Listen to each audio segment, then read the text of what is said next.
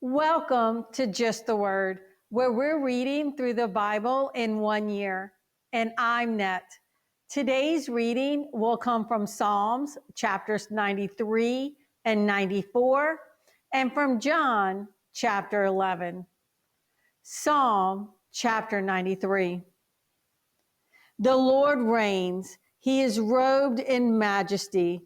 The Lord is robed in majesty and is armed with strength. The world is firmly established. It cannot be moved. Your throne was established long ago. You are from all eternity. The seas have lifted up, O Lord. The seas have lifted up their voice. The seas have lifted up their pounding waves. Mightier than the thunder of the great waters, mightier than the breakers of the sea, the Lord on high is mighty. Your statutes stand firm. Holiness adorns your house for endless days, O Lord. Psalm chapter 94. O Lord, the God who avenges, O God who avenges, shine forth. Rise up, O judge of the earth. Pay back to the proud what they deserve. How long will the wicked, O Lord, how long will the wicked be jubilant? They pour out arrogant words. All the evildoers are full of boasting. They crush your people, O Lord. They oppress your inheritance. They slay the widow and the alien. They murder the fatherless.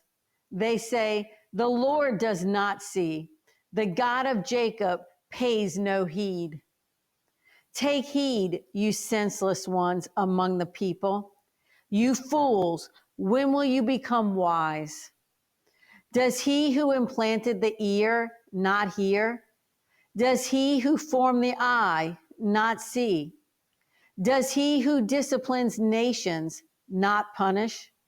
Does he who teaches man lack knowledge? The Lord knows the thoughts of man. He knows that they are futile.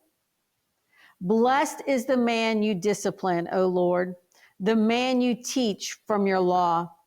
You grant him relief from days of trouble, till a pit is dug for the wicked.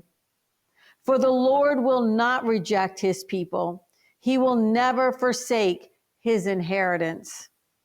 Judgment will again be founded on righteousness, and all the upright in heart will follow it. Who will rise up for me against the wicked? Who will take a stand for me against evildoers?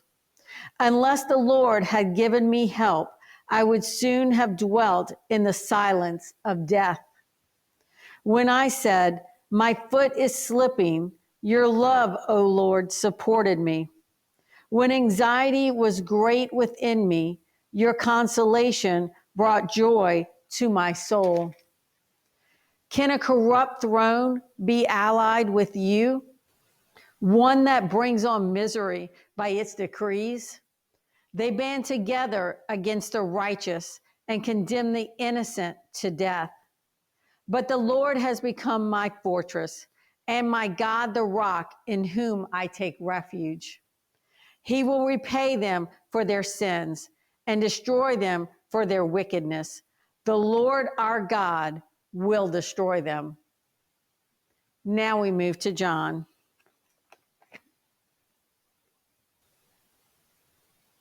John chapter 11. Now a man named Lazarus was sick. He was from Bethany, the village of Mary and her sister Martha. This Mary, whose brother Lazarus now lay sick, was the same one who poured perfume on the Lord and wiped his feet with her hair. So the sisters sent word to Jesus, Lord, the one you love is sick. When he heard this, Jesus said, this sickness will not end in death. No, it is for God's glory, so that God's Son may be glorified through it. Jesus loved Martha and her sister and Lazarus. Yet when he heard that Lazarus was sick, he stayed where he was 2 more days. Then he said to his disciples, "Let us go back to Judea." "But Rabbi," they said, "a short while ago the Jews tried to stone you, and yet you are going back there?" Jesus answered, "Are there not 12 hours of daylight? A man who walks by day will not stumble, for he sees by this world's light. It is when he walks by night that he stumbles, for he has no light."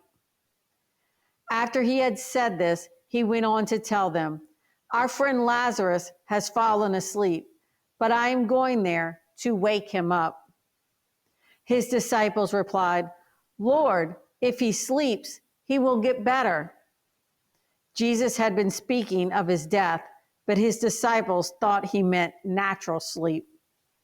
So then he told them plainly, "Lazarus is dead, and for your sake I am glad I was not there, so that you may believe. But let us go to him." Then Thomas, called Didymus, said to the rest of the disciples, "Let us also go, that we may die with him." On his arrival, Jesus found that Lazarus had already been in the tomb for 4 days.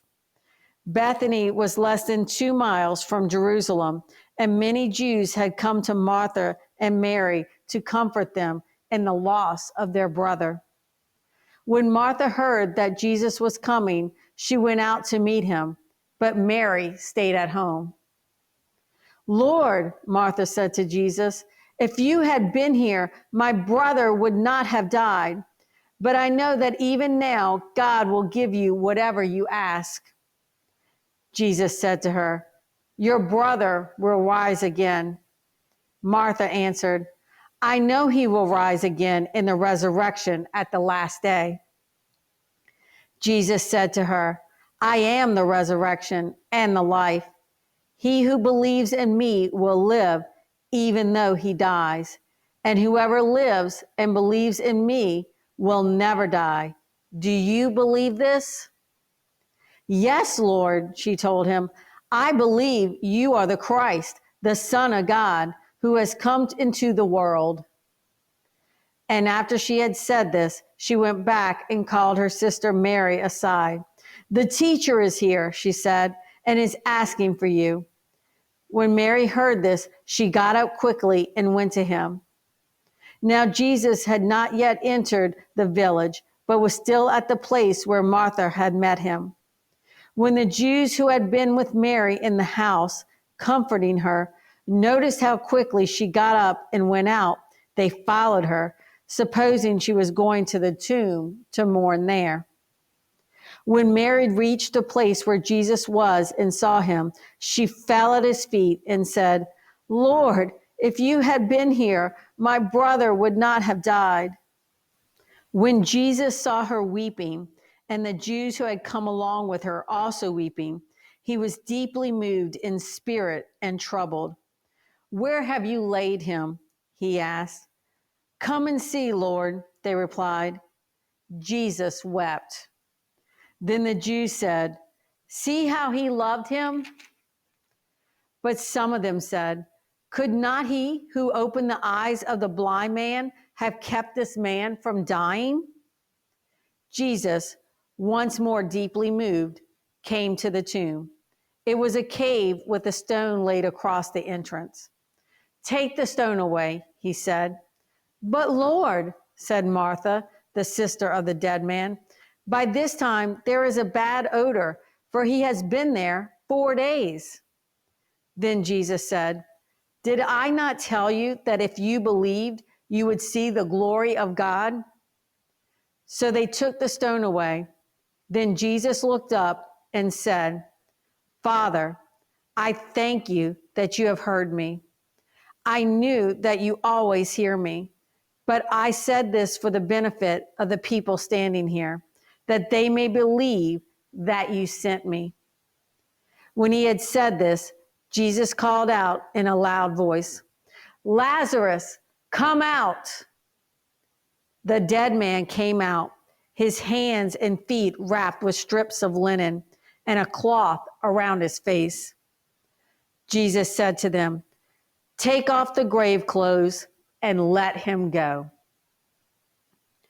Therefore, many of the Jews who had come to visit Mary and had seen what Jesus did put their faith in him. But some of them went to the Pharisees and told them what Jesus had done. Then the chief priest and the Pharisees called a meeting of the Sanhedrin. "What are we accomplishing?" they asked. "Here is this man performing many miraculous signs.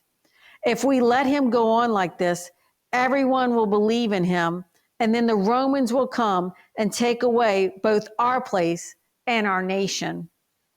Then one of them, named Caiaphas, who was high priest that year, spoke up. "You know nothing at all. You do not realize that it is better for you that one man die for the people than that the whole nation perish." He did not say this on his own, but as high priest that year, he prophesied that Jesus would die for the Jewish nation, and not only for that nation, but also for the scattered children of God, to bring them together and make them one. So from that day on, they plotted to take his life. Therefore, Jesus no longer moved about publicly among the Jews. Instead, he withdrew to a region near the desert, to a village called Ephraim, where he stayed with his disciples. When it was almost time for the Jewish Passover, many went up from the country to Jerusalem for their ceremonial cleansing before the Passover. They kept looking for Jesus, and as they stood in the temple area, they asked one another, "What do you think? Isn't he coming to the feast at all?" But the chief priest and the Pharisees had given orders that if anyone found out where Jesus was, he should report it so that they might arrest him. Thanks for joining Just the Word. See you tomorrow.